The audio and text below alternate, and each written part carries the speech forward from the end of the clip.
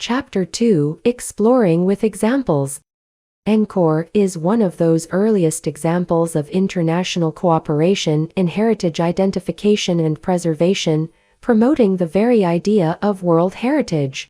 Angkor was located in the Siem Reap province of Cambodia.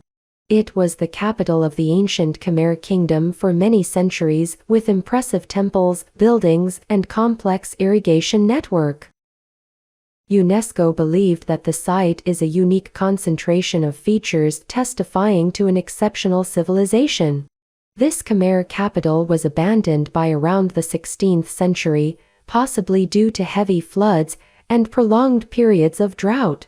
As a consequence, the Angkor complex was hidden by the surrounding forests until its rediscovery in 1860.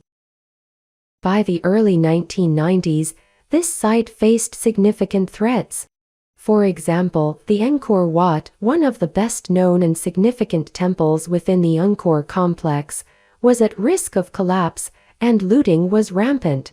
Decades of war conflict in Cambodia made it less possible for the country to make any conservation efforts. Prior to the inclusion of the Angkor complex on the World Heritage List, UNESCO had already initiated the coordination of professional bodies and experts to assess the conditions of the site, elaborate a management plan for the site, and train necessary personnel for the protection and restoration of the site. Given the limited resources in Cambodia and the universal value of Angkor for humankind as a whole, as well as the risks posed by natural deterioration and war devastation, assistance was extended to aid in the preparation of a dossier to inscribe the Angkor site on the World Heritage List. Additionally, the World Heritage Committee decided to waive certain conditions outlined in the operational guidelines. In late 1992, the Angkor complex, comprising the site, its monuments, and archaeological zones, was inscribed on the World Heritage Site List for its universal value, meeting the criteria 1, 2, 3, and 4. Criterion 1: the Angkor complex represents the entire range of Khmer art from the 9th to the 14th centuries, and includes a number of indisputable artistic masterpieces, for example, Angkor Wat, the Bayon, Banti Srai. Criterion 2: the influence of Khmer art as developed at Angkor was a profound one over much of Southeast Asia, and played a fundamental role in its distinctive evolution.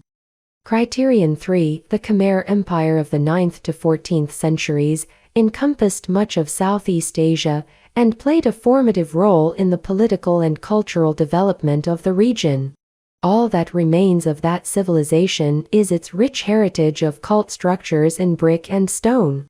Criterion 4: Khmer architecture evolved largely from that of the Indian subcontinent, from which it soon became clearly distinct as it developed its own special characteristics, some independently evolved and others acquired from neighboring cultural traditions. The result was a new artistic horizon in Oriental art and architecture. Angkor is an excellent example that demonstrates how a local heritage in Cambodia has been identified as a shared heritage of humankind as a whole, therefore whose protections, restorations, and maintenance have been supported by the international collaborations between various countries and organizations. Now it's time for a thought-provoking question. Which statement resonates with you more? Does this Angkor case play a crucial role in helping UNESCO promote the constructed idea of World Heritage? Or does UNESCO, in turn, contribute to the preservation and promotion of Angkor as a world-famous tourist destination? Take a moment to think about this question and share your thoughts in the comments below.